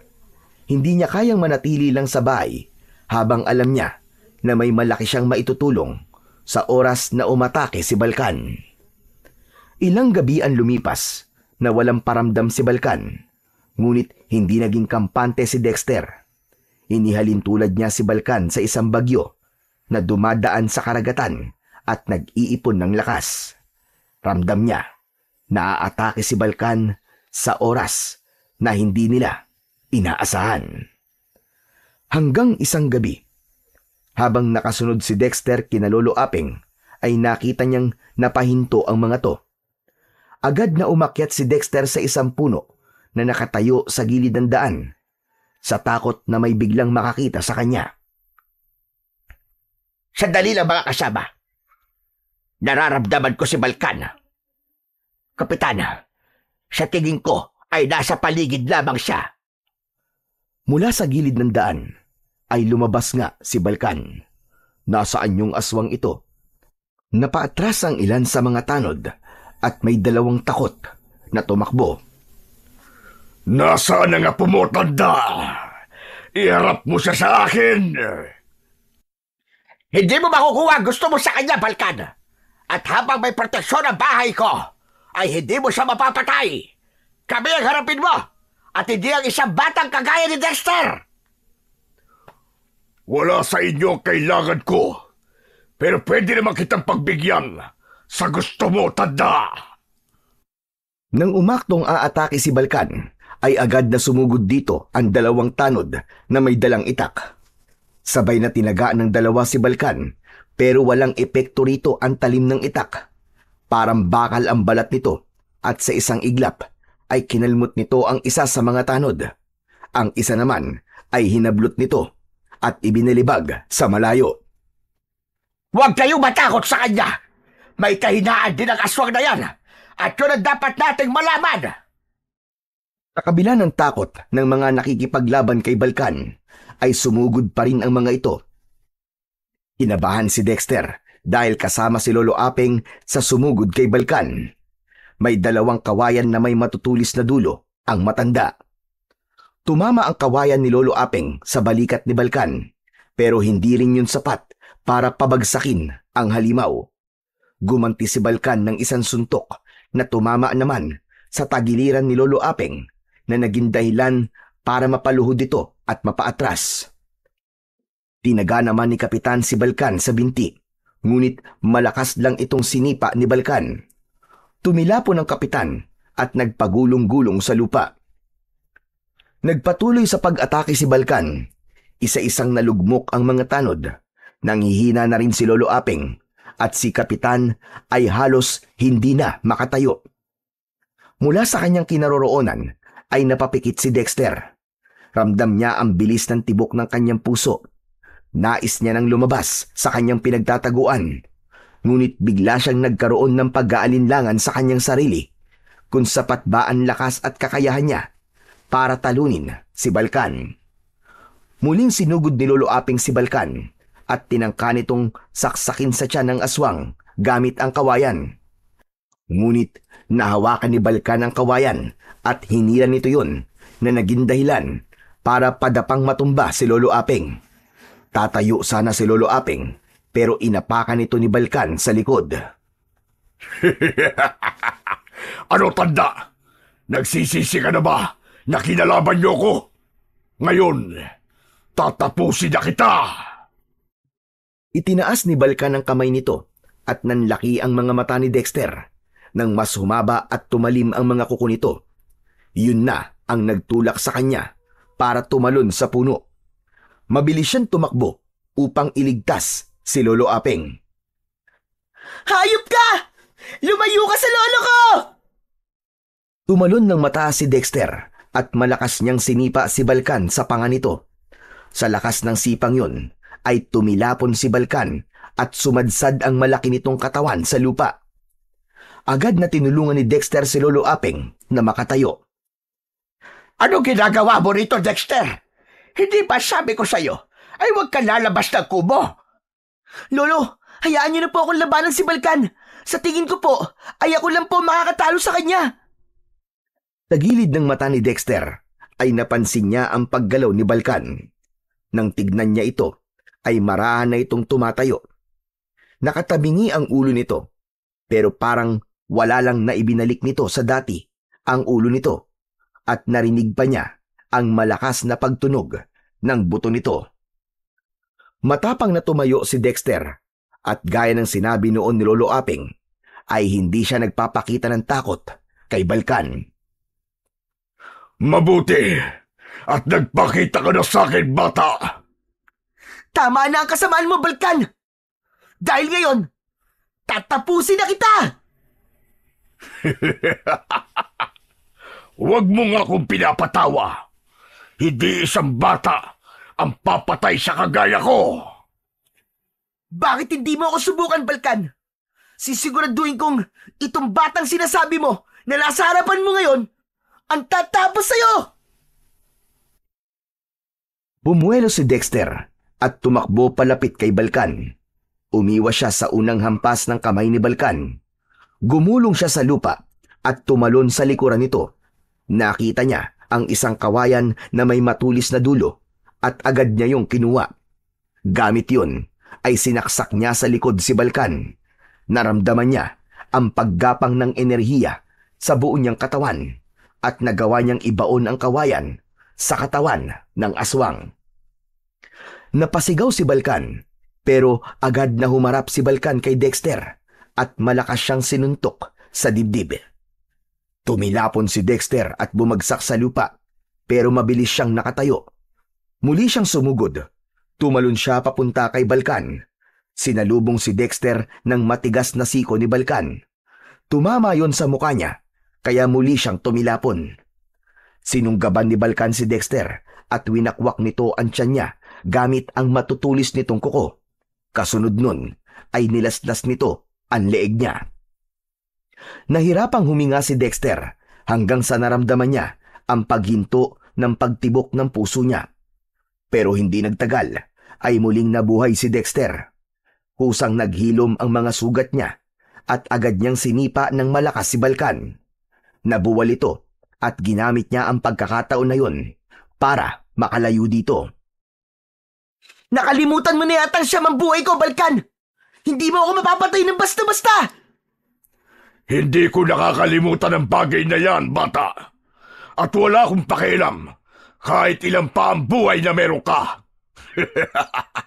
Uubusin ko ang buhay mo hanggang sa makuha ko na ang kapangyarihan na dapat ay sa akin! Umiim ang bagang ni Dexter, kasabay ng pagkuyom ng kanyang mga kamay. Ramdam niya ang sakit ng buong katawan niya, pero unti-unti yung nilalamon ng isang matinding lakas na tila bumabalot sa kanyang buong pagkatao. Malakas na sumigaw si Dexter at sa isang kisap mata ay nasa harapan na siya ni Balkan. Nanlaki ang mga mata ni Balkan at isang sipa sa tiyan ang pinakawalan ni Dexter. Tumilapon si Balkan at habang nasa ere ito ay mabilis itong sinundan ni Dexter. Bago pa bumagsak sa lupa si Balkan ay pinagsalikop ni Dexter ang mga kamay niya at malakas niyang ibinayo sa dibdib ni Balkan. Napasigaw si Balkan ng malakas na bumagsak ang katawan nito sa lupa. Tumayo si Dexter ilang dipa ang layo sa halimaw. Masyado mo ako minaliit dahil lang sa bata ako. Pero wala kang ideya kung ano ang kaya kong gawin. Siguro nga ay mali ako kung minaliit kita. Kung ganun, seseryosohin ko na ang laban na ito. Mabilis na tumayo si Balkan at sumugod ito kay Dexter. Sa bilis ni Balkan ay hindi naiwasan ni Dexter ang pagbaon ng mga kuko nito sa balikat niya. Napaurong si Dexter at bago pa siya makabawi ay muling umatake si Balkan. Ibinangga ni Balkan ang katawan nito sa kanya at tumilapon siya. Sinunggaban siya ni Balkan at sinaklit siya sa braso nito, sabay balibag sa kanya sa lupa. Padapang bumagsak si Dexter at halos hindi na siya makagalaw dahil tila nagkabali-bali na ang kanyang mga buto. Namilipit si Dexter sa sakit. Nagulat siya nang biglang iniharang ni Lolo Apeng ang sarili nito sa kanya habang may tangan itong itak. Tama na! Tama na, Balkan! Ako ang harapin mo! Tumabi ka dyan, tanda. Huwag kang mag-alala dahil ikaw ang isusunod ko pagkatapos ko sa apo mo. Teka sandali. Naalala ko na. Ikaw nga pala ang dapat kong unahin para makita ng batang yan kung paano kitang patayin. Huwag mong gagalawin ang lolo ko, Balkan! Laban natin dalawa to! Hindi pinakinggan ni Balkan si Dexter. Nagsimula ng maglakad si Balkan palapit kay Lolo Apeng. Lolo Apeng! Tumakas na po kayo! Ako na po ang bahala kay Balkan! Hindi, Dexter! Hindi ako papayag na ubusin niya ang buhay mo! Nagpumilit si Dexter na makatayo, ngunit sadyang nahihirapan na siya hanggang sa biglang lumitaw si Puting sa kaliwa niya. Sa kabila ng sakit na kanyang nararamdaman, ay nagawa pa ring ngumiti ni Dexter. Puting! Nagbalik ka! Tahimik na nakatayo si Puting habang nakatitig lang sa kanya. Inabot ni Dexter si Puting at nang mahawakan niya si Puting ay bigla itong nagliwanag. Sa harap ng mga mata ni Dexter ay unti-unting nagbago ang anyo ni Puting. Nilamon ng puting liwanag si Puting at nang maglaho si Puting ay isang napakalaking espada na ang hawak ni Dexter. Naalala niya na yun ang espadang ginamit ni Puting o si Pilina nang labanan nito si Balkan. Naramdaman ni Dexter ang pagdaloy ng kakaibang lakas sa buo niyang katawan na nagmumula sa mahiwagang espada. Huminga ng malalim si Dexter, tumayo siya at iniharang niya ang sarili kay Lolo Apeng. Napahinto si Balkan sa pagkakalapit at nagulat ito sa espadang hawak ni Dexter. Hindi maaari. Ang espada ng liwanag. Paano napunta yan sa'yo? Humigpit ang kapit ni Dexter sa espada at saka siya sumugod kay Balkan. Isang mabilis na hiwa sa dibdib ni Balkan ang kanyang pinakawalan. Sumigaw ang aswang sa sakit, pero hindi pa doon nagtatapos si Dexter. Umikot siya sa likod ni Balkan at buong lakas na isinaksak ang espada sa likuran ng aswang. At sa huling pag-atake, tumalon si Dexter ng mataas at pagbagsak niya, itinarak niya sa gitna ng dibdib ni Balkan ang mahiwagang espada. Umalingaw-ngaw sa buong baryo ang malakas na sigaw ni Balkan. Nagliwanag ang espada at biglang nagliyab ang buong katawan ng aswang. Hinugot ni Dexter ang espada sa katawan ni Balkan at pinanood niya ang pagbagsak nito sa lupa habang nilalamon ito ng nagngangalit na apoy. Sa kabila ng kapangyarihang taglay niya, ay hindi pa rin siya makapaniwala na nagawa niyang paslangin ng isang aswang na kagaya ni Balkan. Habang sa kanyang kamay ay unti-unting naglalaho ang malaking espada. Halos hindi makapaniwala sina Kapitan at ang mga tanod sa nasaksiyan ng mga ito na pakikipaglaban ng batang pulubi na si Dexter. Lahat ay nakanganga at nakatulala habang nakatingin kay Dexter. Hindi nagtagal ay lumapit kay Dexter si Lolo Aping at mahigpit siya nitong niyakap. Sa labis na kasiyahan ay hindi napigilan ni Dexter ang maiyak. Lolo, nagawa ko po. Wala na po si Balkan. Ligtas na po tayong lahat. At dahil yun sa'yo, Apo, patawarin mo ko kung pinagdudahan ko ang kakayahan mo. Ayoko lamang na mapahamak ka. Naiintindihan ko po kayo, Lolo Aping. Alam ko po na ginawa niyo lang po yun para protektahan po ako. Maraming salamat po. Kasi kayo po naging inspirasyon ko para labanan si Balkan. Malaking bahagi po kayo sa tagumpay nating to. Laban po sa kasamaan. Sa pagkakataon na yon, ay isa-isa nang lumapit ang mga tanod at si Kapitan kina Dexter at Lolo Aping.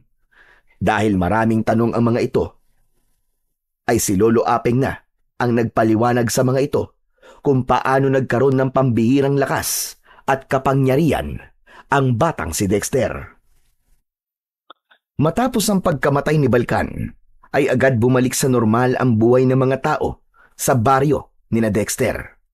Dahil sa kanyang kabayanihan, ay nag-iba na ang trato ng mga tao sa kanya at sa hindi inaasahang pangyayari, ay naging magkaibigan pa sila ni Ompong.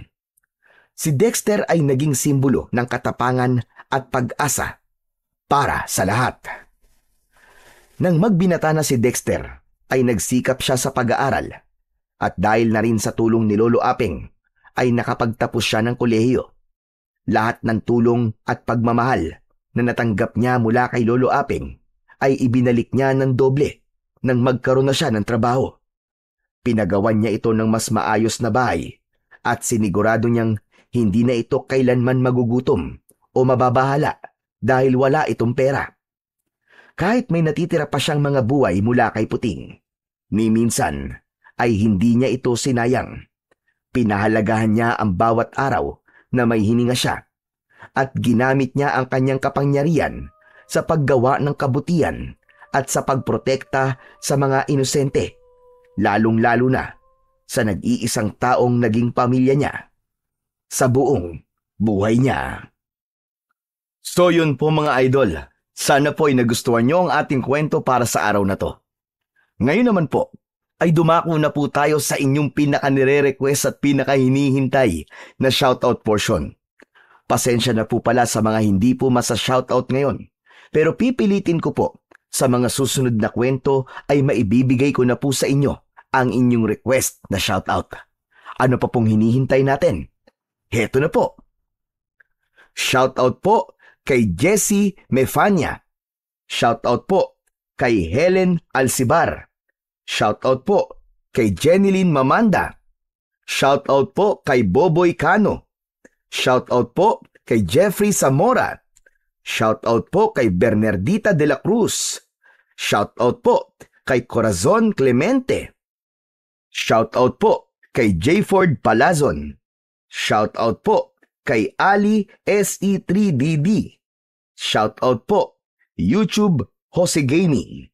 Shoutout po kay Puring Lekiron. Shoutout po kay Aidata Lib. Shoutout po Luz Rivera. Shoutout po kay Hazel Fiesta. Shoutout po at maraming salamat kay Bernadette Cahun. Shoutout po Tito Manny Channel. Shoutout po Nover Omaoid. Shoutout po kay Lita 5. Shoutout po kay Chris Alcantara. Shoutout po Rona Gallardo. Shoutout po kay Shauma TV. Shoutout po Belinda Chonilo. Shoutout po Arnold Narisma. Shoutout po kay Sally Roldan. Shoutout po kay Isa Dakles. Shoutout po at MyHoney23. Shoutout po Tita Jinky Perez 2468. Shoutout po Maliwisa San Miguel. Shoutout po Ruby Caballero. At shoutout po kay Edralyn BL3ZX.